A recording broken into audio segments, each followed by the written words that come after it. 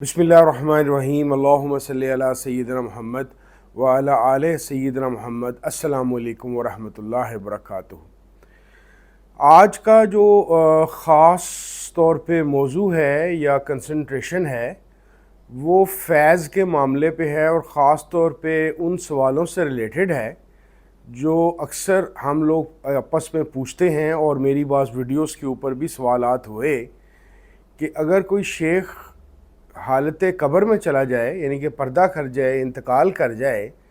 तो उसके बाद उसका सिस्टम चलता कैसे है। क्योंकि ख़ास तौर पे लोग मेरे से ये बात इसलिए पूछते हैं कि मैं अपने शेख साहब शेख अमीन साहब रहमतुल्लाह अलैह का ज़िक्र करता हूँ और जब बाज़ लोग मेरी वीडियोस देखने के बाद मुल्तान शरीफ में रब्ता करते हैं और उनको पता चलता है कि ज़ाहरी तौर पे शेख साहब मौजूद नहीं हैं, तो वो ख़ास तौर पे इस परेशानी का इज़हार करते हैं कि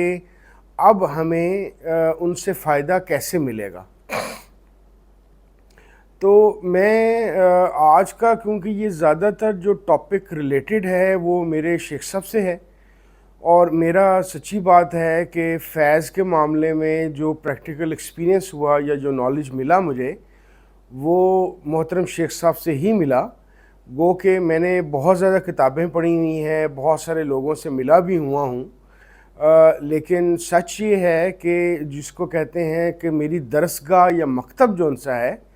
वो मोहतरम शेख साहब की ज़ात मुबारक ही है। तो आज की जो गुफ्तगू है वो उन्हीं के इर्द गिर्द घूमेगी।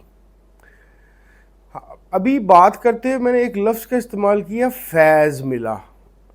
तो सबसे पहले तो हमें ये देखना पड़ेगा कि ये फैज़ है क्या। मेरा मानना ये है, या जिस तरह से मुझे समझ आई, फैज़ एक ऐसी चीज़ है जो बेसिकली आपकी जो कम्युनिकेशन है आपके शेख के साथ या शेख की तरफ से जो आपको अता होता है रूहानी तौर पर एक नूर की सूरत में, और ख़ास तौर पे नॉन वर्बल कम्युनिकेशन के अंदर वो अता को फैज़ कहते हैं। बहुत सारे लोग जो मेरे शेख साहब के पास भी जाते रहे हैं और उनकी सीडीज़ या वीडियोस भी देखते हैं, उनमें से बहुत सारे लोगों का यही ख्याल होता होगा कि शेख साहब के साथ से जो रहनुमाई मिल रही है अल्लाह करीम और रसूलुल्लाह सल्लल्लाहु अलैहि वसल्लम की ज़ात मुबारक की के लिए, तो वो यकीनी तौर पर उनके अल्फाज हैं जो हम सुनते हैं या उनको देखते हैं तो उससे मिलती होगी। मेरी अंडरस्टैंडिंग ये है कि जब भी कोई शेख, ख़ास तौर पे मोहतरम शेख अमीन साहब रहमतुल्लाह अलैह के लेवल का हो, तो उसकी जो गुफ्तगू है या जो ज़ाहिरी चेहरा है वो फैज़ का सिर्फ 10-20% है। फैज़ की जो तरसील है या जो ट्रांसमिशन है जो शेख से मुरीद की तरफ होती है वो प्योरली एक नॉन वर्बल कम्युनिकेशन है या एक नॉन वर्बल तरीक़ाकार है। और इसी वजह से हमें ये देखने की बड़ी सख्त ज़रूरत है कि जब ज़ाहरी तौर पे कोई शेख मौजूद हो तो उसका फैज़ का अमल कैसे चलता है, और फिर आखिरकार ज़ाहिर है शेख भी एक इंसान होता है, जब वो इस दुनिया से रुखसत हो जाता है तो फिर क्यों कर उसका फैज़ का सिलसिला जारी रहता है। हमारे लिए ये देखने और सोचने वाली बात है कि हजवेरी साहब को, जिनको अलमरूफ दाता साहब कहते हैं, गुज़रे हुए 1100 साल गुज़र गए, किसी बुज़ुर्ग को 500 साल गुज़र गए, किसी को 300 साल गुज़र गए, जैसे मोइनुद्दीन चिश्ती रहमतुल्लाह अलैह हैं, निज़ामुद्दीन औलिया रहमतुल्लाह अलैह हैं। इसके अलावा बेशुमार ऐसे बुज़ुर्ग हैं जिनको सैकड़ों साल गुज़र गए, लेकिन आखिरकार आज भी उनके मज़ारात पे या उनके मुरीदैन की तादाद रोज़ बरोज़ बढ़ क्यों रही है, वफ़ात पा जाने की सूरत के अंदर वो रुक क्यों नहीं जाती। तो उसकी एक बज़ाहिर वजह यही नज़र आती है कि इन लोगों का फैज़ जारी होता होगा, लोगों को अल्लाह रसूल सल्लल्लाहु अलैहि वसल्लम के मामले में और दुनियावी हाजात की सूरत में, दुआएं पूरी होने की सूरत में उनको फैज़ और दुआ की कबूलियत का फ़ायदा होता होगा, तभी तो یہ سارا نظام چلتا ہے۔ اس فیض کے معاملے کو سمجھنے کے لیے حسب معمول کچھ ٹیکنیکل ٹرمز ہیں جس کو میں کوشش کروں گا کہ جتنا آسان بنایا جا سکے اس کو میں بنا کے پیش کروں، کیونکہ میرا اپنا دماغ کچھ اس طریقے سے ورکنگ کرتا ہے کہ میں صرف کسی کی بات کرنے سے خاموش نہیں رہ سکتا۔ میرا دماغ ہر وقت اور ہر وقت کے علاوہ دلچسپی رکھتا ہے کہ میں تحقیق کروں، میں جان سکوں کہ میں جو آج کل کے علوم ہیں، خاص طور پہ جو میں نے matric, F S C, M A, M Phil کیا، اس کے تحت یا اس کے علاوہ جو میرا کتب پڑھنے کا شوق ہے، اس میں کون سے ایسے علوم ہیں جن کی وجہ سے میں ان کو انٹرپریٹ کر سکتا ہوں۔ تو فیض کو سمجھنے کے لیے کچھ جو ٹرمز بڑی ضروری ہیں سمجھنا، وہ مرر نیورونز ہیں، اس کے علاوہ سنکروسٹی ہے، پھر اس کے علاوہ جو ان سے سٹون ٹیپنگ ہے، پھر اس کے علاوہ جو ان سی ہے مختلف 2-3 اور ٹرمز آئیں گی، میں باری باری ان کو بتاتا جاتا ہوں۔ ایک دفعہ پھر سے پہلی بات تو یہ ہے کہ فیض کو آپ ایک ٹرانسمیشن سمجھیے الیکٹرک میگنیٹک کی، جس کے اندر دل اور دماغ دونوں مل کر اس کمیونیکیشن کو کر رہے ہوتے ہیں۔ معاملہ کچھ اس طریقے سے ہے کہ دل کے پاس جو بظاہر ایک پمپنگ کا آلہ ہے، خون کی پمپنگ کا، اس کی جو الیکٹرک پاور ہے وہ برین سے بھی 60% زیادہ ہے۔ اور قریبی زمانے کے اندر ہمیں پتہ یہ چلا ہے کہ اعصابی نظام کا یا کوگنیٹو ابیلیٹیز کا جو بادشاہ یا کنگ ہے تو وہ برین ہی، لیکن دل کے پاس بھی کوئی ایسی چیزیں موجود ہیں جس کی وجہ سے یہ اعصابی نظام کے اندر یا کوگنیٹو اور ایموشنل ابیلیٹیز کے اندر سپورٹ کرتا ہے۔ سادہ سی بات اس کو آپ ایسے سمجھ لیجئے کہ اگر دل صحیح طرح پمپ ہی نہ کرے، خون برین کو آکسیجن شدہ نہ پہنچے، تو برین اپنا فنکشن کرنا بند کر دے گا، اور اگر 10 منٹ یا اس سے زیادہ آکسیجن نہ پہنچے تو برین کی ڈیتھ ہو جائے گی۔ دیٹ مینس کہ دل کے پمپنگ کے فنکشن پہ بھی برین کی تمام جو صلاحیتیں ہیں وہ ڈیپینڈنٹ ہیں۔ تو بات ہو رہی تھی کہ دل اور دماغ کی جو مشترکہ الیکٹرک میگنیٹک ویوز ہیں، جس کے متعلق اب ہم یہ جانتے ہیں کہ یہ کافی فاصلے سے بھی ریڈ کی جا سکتی ہیں اور ان کو محسوس کیا جا سکتا ہے، یعنی کہ ہماری باڈی سے بیونڈ بھی۔ تو آپ یوں سمجھ لیجئے کہ فیض اصل میں الیکٹرک میگنیٹک ویوز کا ایک بہت پاورفل منبع ہے، جو شیخ کے جسم سے یا اس کے دل و دماغ سے اس کے جو مریدین ہیں یا جو مرید ہیں ان کے اوپر امپیکٹ کر رہا ہے۔ یہاں پہ ایک بات جو سی ہم پہلے بھی کرتے رہے ہیں نیورو پلاسٹسٹی کے حوالے سے، جس میں ہم نے یہ جانا کہ نیورو پلاسٹسٹی ایک ایسا عمل ہے جس کے ذریعے سے برین چینجڈ انوائرمنٹ کے اندر یا ماحول کے اندر اپنے آپ کو اڈیپٹ کرتا ہے یا تبدیل کرتا ہے۔ اسی بحاف پہ ہم نے سمجھا تھا کہ شیخ کی جو تعلیمات ہیں یا خاص طور پہ جو فیض کا عمل ہے، جب اس کا امپیکٹ مرید کے دل و دماغ پہ پڑتا ہے یا شیخ کی الیکٹرک میگنیٹک ویوز جو سی ہیں مرید کے الیکٹرک میگنیٹک ویو سے فریکوینسی میچ کرتی ہیں، تو اس کے بعد نیورو پلاسٹسٹی کا عمل شروع ہو جاتا ہے۔ نیورو پلاسٹسٹی کے عمل میں جو ایک بہت بڑی اہم چیز ہے وہ مرر نیورونز ہیں۔ مرر نیورونز وہ چیزیں ہیں کہ جب ہم کسی نئی چیز کو سیکھتے ہیں یا سیکھنے کے عمل کو پہ جاتے ہیں تو یا ایک نیا کام کرتے ہیں تو ہمارے نیورونز کے ساتھ ایک مرر نیورونز ڈیولپ ہونا شروع ہو جاتے ہیں۔ اب اس میں مزیدار بات یہ ہے کہ انسان کی ایک عجیب سی خصوصیت یہ ہے کہ اگر وہ کوئی کام خود سے نہیں بھی کر رہا اور کسی اور کو کرتے ہوئے دیکھ لے تو تب بھی مرر نیورونز جو سے وہ پروڈیوس اور ڈیولپ ہو جائیں گے۔ تو پہلی چیز فیض کے معاملے میں نیورو پلاسٹسٹی میں یہ سمجھ لیجئے کہ الیکٹرک میگنیٹک ویوز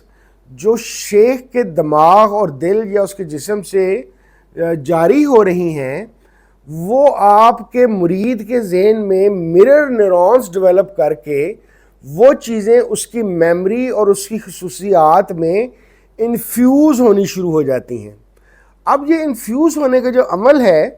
اس کے لیے زیادہ ضروری یہ ہے کہ ایک اور ٹرم کو ہم جان سکیں، وہ ہے سنکرونائزیشن۔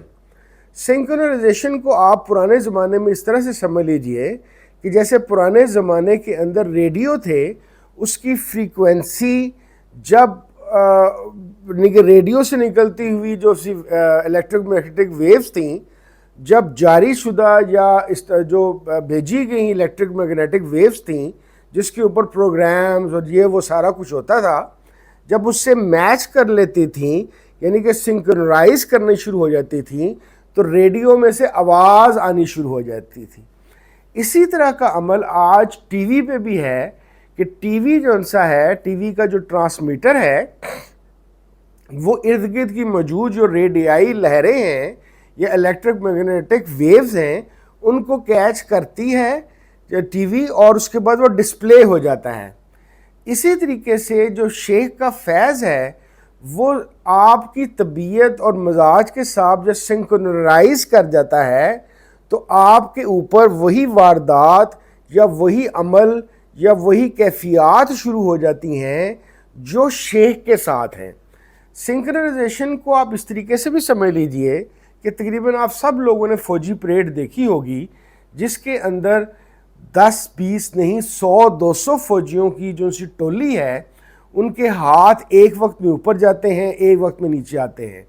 پاؤں ایک وقت میں اوپر جاتے ہیں، ایک وقت میں نیچے آتے ہیں۔ اب کتنی عجیب سی بات ہے کہ پریکٹس کرنے کی وجہ سے 100 بندوں کی جو فوجیوں کی ٹکڑی ہے وہ اتنی زبردست طریقے سے سنکرونائز ہو جاتی ہے کہ بغیر ایک دوسرے کو دیکھے ہوئے لمحہ بھر کے اندر ایک جیسا ایکٹ ہوتا ہے۔ اس چیز کے اندر مرر نیورونز اور سنکرونسٹی کا عمل جاری ہوتا ہے۔ بین ہی شیخ کا جب فیض کے لیے بندے کا یا مرید کا اپنے شیخ سے ایک قلبی یا دماغی رابطہ بننا شروع ہو جاتا ہے، یعنی کہ الیکٹرک میگنیٹک ویوز اس کی میچ یا فریکوینسی ریڈیو کی طرح ایک ہونی شروع ہو جاتی ہیں، تو ایک ہی وقت میں وہ ایک جیسا پرفارم کرنے کی کوشش شروع کر دیتے ہیں۔ اسی طریقے سے یہ چیز ہم یہاں تک روکتے ہیں اور یہ سوچتے ہیں کہ سوال نمبر 1 جو اٹھایا جاتا ہے کہ بھئی زندگی میں تو الیکٹرو میگنیٹک ویوز بھی چل گئیں، نیوروپلاسٹسٹی بھی ہو گئی، فیض کا جو ذرا ٹیکنیکل عمل ہے، لیکن اگر شیخ پردہ کر جاتا ہے یا انتقال کر جاتا ہے تو پھر کیا ہوتا ہے؟ یہاں پہ ہمیں ایک اور ٹرم کو یا ایک اور بحث کو اپنے اندر لانا پڑے گا، وہ یہ ہے کہ کیا ہم جب مرتے ہیں تو کیا ہمیشہ کے لیے ہم ڈیڈ فار آل سیزنز ہو جاتے ہیں، یا یہ کوئی ڈور ہے جس کے اندر سے ہم ایک فارم آف ورلڈ میں سے نکل کر دوسری فارم آف ورلڈ میں جاتے ہیں، اور جیسے ہی وہ راستہ پار ہوتا ہے تو ہمارا جو کانشیس ہے وہ دوبارہ سے زندہ ہو جاتا ہے۔ اب بہت ساری ایسی تھیوریز آ چکی ہیں جس کو ہم مارفک ریزوننس کہتے ہیں، جس کے تحت ہمیں یہ پتہ چلا ہے کہ جو ہماری دماغ کی ریڈیائی لہریں ہیں یا الیکٹرک میگنیٹک لہریں ہیں، یہ ہمارے برین کے اندر سے نکل کے ہماری باڈی پہ بغیر ڈپینڈنٹ ہوئے بھی ایگزسٹ کر سکتی ہیں اور کسی اور جگہ جا سکتی ہیں۔ تو ایک تو مارفک ریزوننس کے ذریعے سے ہم یہ سمجھ لیں کہ مارفک ریزوننس ہمیں یہ بتاتا ہے کہ یہ ریزونیٹ کرتی ہے اور یہ آگے چلتی ہے۔ اس کے آگے چلنے کی وجہ سے ایک اور چیز جو ہمارے پاس آتی ہے وہ یہ ہے کہ کانشیس جو سا ہے، یعنی کہ جو شعور ہے، مارفک ریزوننس کا ایک اور پارٹ یہ بھی ہے کہ جب ہم لوگ زندہ بھی ہوتے ہیں، یعنی کہ اس حیات میں موجود ہوتے ہیں، تو اس وقت بھی مارفک ریزوننس کے ذریعے سے ہم تمام لوگ کانشیسلی ایک دوسرے کی میموری کی سٹوریج کو یوز کر رہے ہوتے ہیں۔ جیسے چونٹیوں کی اگر ایک جگہ پہ لائن بن گئی ہے تو بہت دور چونٹیوں کی ویسی لائن بن جائے گی، یعنی کہ ایک جگہ کی چونٹیوں کی جو میموری ہے وہ ریزونیٹ ہو کے دوسری جگہ پہ چلی جائے گی. تو بین ہی ہمارا جو کانشیس ہے اور ہماری جو برین کی ایکسٹرا پاورز ہیں وہ ہمارے مرنے پہ ختم نہیں ہوتی، بلکہ آئنسٹائن کی تھیوری کے مطابق میٹر یا انرجی اپنے ایک نئی فارم میں چلی جاتی ہے. تو پہلی بات تو ہمیں یہ سمجھنی پڑے گی کہ جب ہم بینگ مسلمان اس بات کو کہتے ہیں کہ ہمیں حیات بعد از موت پہ یقین ہے، تو بیسیکلی آج کل کی سائنس خاص طور پہ کوانٹم سول کے حوالے سے یہی بات کر رہی ہے کہ کانشیس جو ہے کوانٹم لیول پہ ہمیشہ زندہ رہتا ہے اور اپنا سفر جاری رکھتا ہے. کیونکہ میرا ماننا یہ ہے، میں آپ کو اپنی ایک ذاتی بلیف بتا دوں، میں معذرت کے ساتھ ہر انسان کو اشرف المخلوقات اور خلیفۃ فی الارض نہیں مانتا. میں یہ سمجھتا ہوں کہ ہیومن بینگز کے اندر وہ لوگ جو اپنی ظاہری زندگی یعنی کہ اس والی زندگی فزیکل ورلڈ کے اندر اللہ کو پا لیتے ہیں، رسول اللہ صلی اللہ علیہ وسلم سے رابطہ قائم کر لیتے ہیں اور اللہ اور رسول اللہ صلی اللہ علیہ وسلم کے مطابق زندگی گزارنا شروع کر دیتے ہیں، تو ان کی صرف روحانی اپلفٹمنٹ نہیں ہوتی، بلکہ وہ اپنے وہ انسان بننا شروع ہو جاتے ہیں جس کے لیے اللہ کریم نے قرآن میں اس کو ایسے نے تقویم کا بات کی کہ بہترین شکل میں اس کو بنایا. اب بہترین شکل جو ان سی ہے وہ صرف ظاہری شکل و صورت نہیں ہے، بلکہ برین کی وہ میکسیمائز پاور ہیں جو اس بندے میں آتی ہیں اور پھر وہ خلیفۃ فی الارض یا اشرف المخلوقات بنتا ہے. میرا ماننا یہ ہے کہ برین کی جو ایکسٹریم پاورز ہیں وہ کسی صوفی شیخ کے اندر آتی ہیں. تو صوفی شیخ وہ بندہ ہوتا ہے جو اسپرچولی اور دماغی طور پر اتنی ہائٹ فارم میں جاتا ہے کہ وہ اشرف المخلوقات اور خلیفۃ فی الارض بن جاتا ہے. دیٹ از وائی موت کا نظام اس کے لیے صرف ایک ٹیمپریری ہے. وہ ایک جگہ سے دروازہ کھول کے دوسری جگہ پہ دروازے کے اندر انٹر ہو جاتا ہے. دیٹ از وائی اس کی ظاہری زندگی میں جو اس کا برین ویوز ہیں یا الیکٹرو میگنیٹک ویوز برین اور ہارٹ کی ہیں جس طرح سے فنکشن کر رہی ہیں، زیادہ میرا یہ خیال ہے اور جو صوفیہ کی کتابوں میں بھی میں نے پڑھا ہے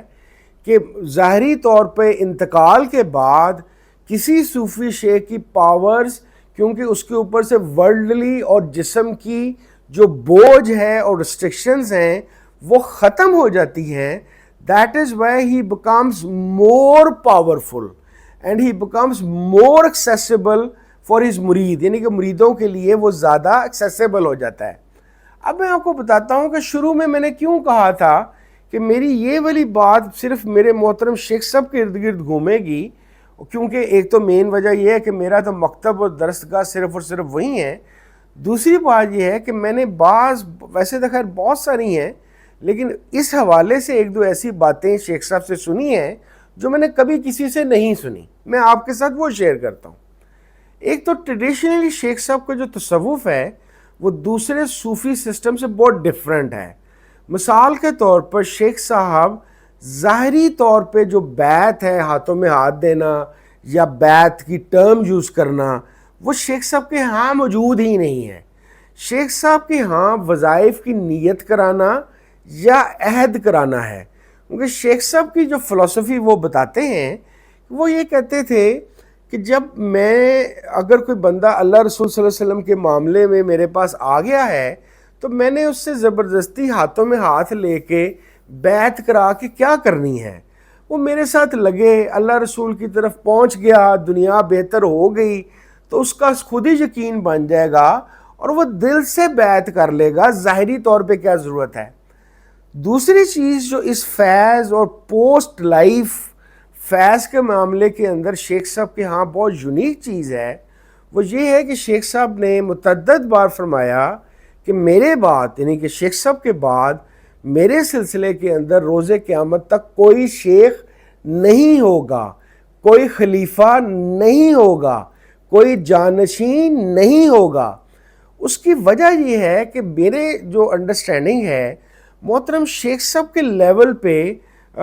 میں اس لیول کو کوئی نام نہیں دے سکتا کیونکہ مجھے نام ہی نہیں آتے جس لیول پہ میں سمجھتا ہوں شیخ صاحب ہیں۔ جب اس لیول پہ کوئی شیخ پہنچ جاتا ہے تو وہ کسی خلیفے کا یا کسی مرید کا یا کسی نمبر 2 کا ڈپینڈنٹ نہیں رہتا، وہ اتنا بڑا ٹرانسفارمر بن جاتا ہے اور اس کا فیض اتنا بڑا غیر کناروں کا سمندر بن جاتا ہے کہ چاہے کوئی سینکڑوں میں ہو، چاہے لاکھوں میں ہو، چاہے کروڑوں میں ہو، چاہے اربوں میں ہو، وہ تمام لوگ ڈائریکٹلی اس سمندر سے پانی پی سکتے ہیں۔ یعنی کہ ایٹ اے ٹائم شیخ صاحب جیسی پرسنالٹی کا الیکٹرک میگنیٹک فیلڈ اتنا بڑا اور اتنا ہونا اسٹرانگ ہو جاتا ہے کہ ان کو کسی وائے کی ضرورت نہیں پڑتی۔ دیٹ از وائی شیخ صاحب فرماتے ہوتے تھے کہ میرے متعلق پرانوں سے، یعنی کہ جو پرانے میرے مرید ہیں، ان سے صرف تمہیں معلومات ملیں گی، یعنی کہ شیخ صاحب کے متعلق معلومات تو کوئی اور دے سکتا ہے، لیکن شیخ صاحب کا فیض، شیخ صاحب کی روحانیت، شیخ صاحب کا کرم کے لیے کسی اور کی ضرورت ہی نہیں ہے، کیونکہ وہ اتنا زیادہ بھرپور طور پہ موجود ہیں۔ دیٹ از وائی جب کوئی صاحب یا کوئی خاتون مجھ سے رابطہ کر کے کہتی ہیں کہ جی ہم نے پتہ کیا شیخ صاحب تو اب حیات ہی نہیں ہے، یا انتقال ہو گیا ہے، یا پردہ فرما لیا ہے، تو اب ہمارا کیا ہوگا، تو میں ان کو ایک ہی بات کہتا ہوں کہ شیخ صاحب کا سسٹم بڑا سادہ سا ہے۔ آپ ان کے وظیفے صرف 15 دن سے 30 دن پڑھ کے دیکھیں۔ شیخ صاحب نے خود کہا ہوا ہے اگر فائدہ ہو جائے تو کنٹینیو کر لیجئے گا، نہیں تو رہنے دیجئے گا۔ اور میں نے ابھی تک اپنی 19-20 سال کی جو میری زندگی شیخ صاحب کے ساتھ گزری ہے، کوئی ایسا نہیں دیکھا جس کو فائدہ نہ ہوا ہو۔ اور آج شیخ صاحب کی انتقال کو کافی دیر تو نہیں، یعنی کہ 22 اگست 2023 کو ان کا انتقال ہوا تھا، اور آج ہم اپریل 2025 میں ہیں، اب بھی روز نئے لوگ وظیفے لے رہے ہیں، ان کی دعائیں قبول ہو رہی ہیں، اللہ رسول سے ان کا معاملہ سیدھا ہو رہا ہے، چیزیں صحیح چل رہی ہیں۔ دیٹ مینز کہ شیخ صاحب کا جو فیض ہے یا میری زبان میں الیکٹرک میگنیٹک فیلڈ ہے، وہ آج بھی ویسے کی ویسے موجود ہے۔ آپ بھی اگر تجربہ کرنا چاہیں تو 381 شاہ رکن عالم کالونی ملتان ان کا ایڈریس ہے۔ آپ اس کو گوگل بھی کر سکتے ہیں، چکر بھی لگا سکتے ہیں، پتہ بھی کر سکتے ہیں، تجربہ بھی کر سکتے ہیں۔ تو آج میری یہ گزارشات تھیں کہ مرر جو ان سے نیورونز ہیں، اور اس کے علاوہ جو ان سا یہ سارا کا سارا سٹرکچر ہے کانشیس کا،